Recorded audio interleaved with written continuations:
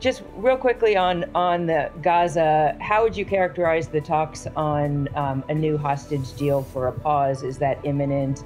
Are you making progress on that? And then more broadly, we end this year with much of the world blaming the U.S. and Israel for or seeing it as America's war also.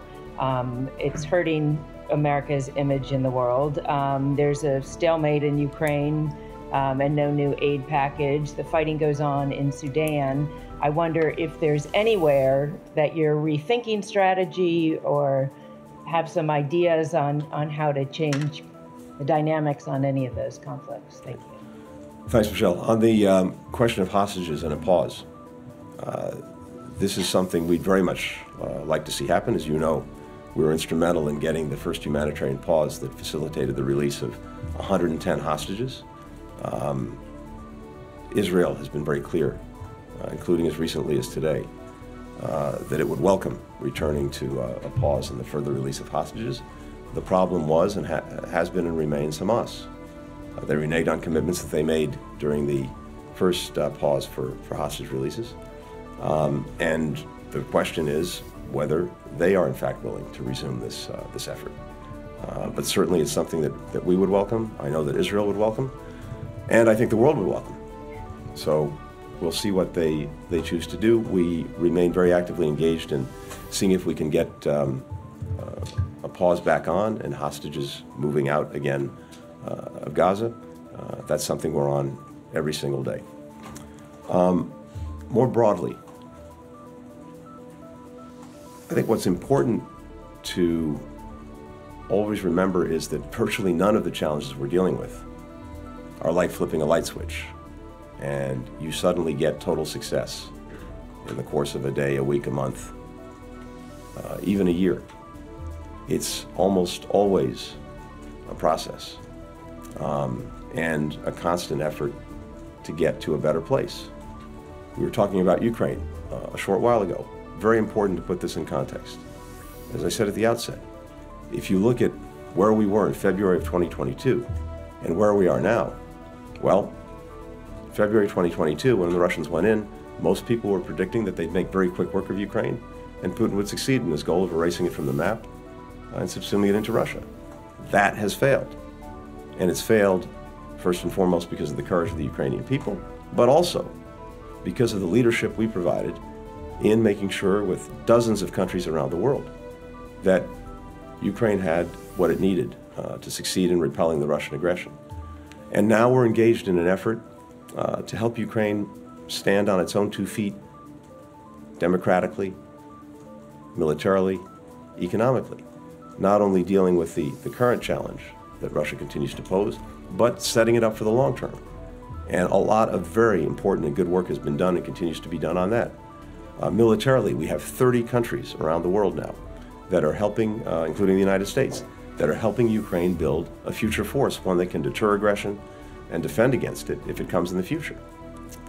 We're extensively engaged on trying to bring much more private sector investment and activity into Ukraine so that it can thrive economically. And we're having some real success there. And that creates a virtuous cycle where investment comes in, the tax base goes up, and increasingly, Ukraine can pay for itself. And of course, we're working to deepen democratic reforms and help Ukraine combat corruption, which is necessary for getting that investment to flow, and also for Ukraine to be a strong democratic state going forward.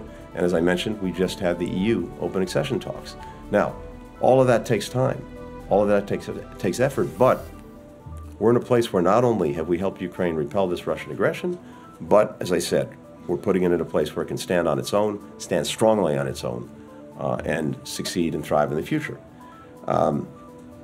When it comes to, you mentioned Sudan, we've been actively engaged there as well in trying to end the horror of the, in effect, civil war between 2 military groups, the SAF and the RSF. And as recently as about a week ago, we helped get an agreement that the 2 leaders, Burhan and Hamedi, generals, would meet and commit to a ceasefire. Now, that still has to happen, and we're pressing to make sure that it does. But this is the product of day in, day out work by our diplomats, as well as many others around the world, including the African Union, IGAD, and other partners. We've talked about Israel and Gaza. Let me just say this. We believe that, as we said from the outset, Israel has not only a right but an obligation to defend itself and to try to make sure that October 7th never happens again. Any other country in the world faced with what Israel suffered on October 7th would do the same thing. We've also said, and we've been very clear, that how Israel does it matters, and matters tremendously. And there too, we've been very deeply engaged with them to maximize protections for civilians, to maximize humanitarian assistance, to minimize harm to people in Gaza. One of the things that's striking to me is that, understandably, everyone would like to see this conflict end as quickly as possible. But if it ends with Hamas remaining in place and having the capacity and the stated intent to repeat October 7th again and again and again, that's not in the interests of Israel. It's not in the interests of the region. It's not in the interests of the world. And what is striking to me is that even as, again, we hear many countries urging the end to this conflict, which we would all like to see, I hear virtually no one saying, demanding of Hamas that it stop hiding behind civilians, that it lay down its arms, that it surrender. This is over tomorrow if Hamas does that. This would have been over a month ago, 6 weeks ago, if Hamas had done that. And how can it be that there are no demands made of the aggressor and only demands made of the victim? So it would be good if there was a strong international voice pressing Hamas to do what's necessary to end this. And again, that could be tomorrow.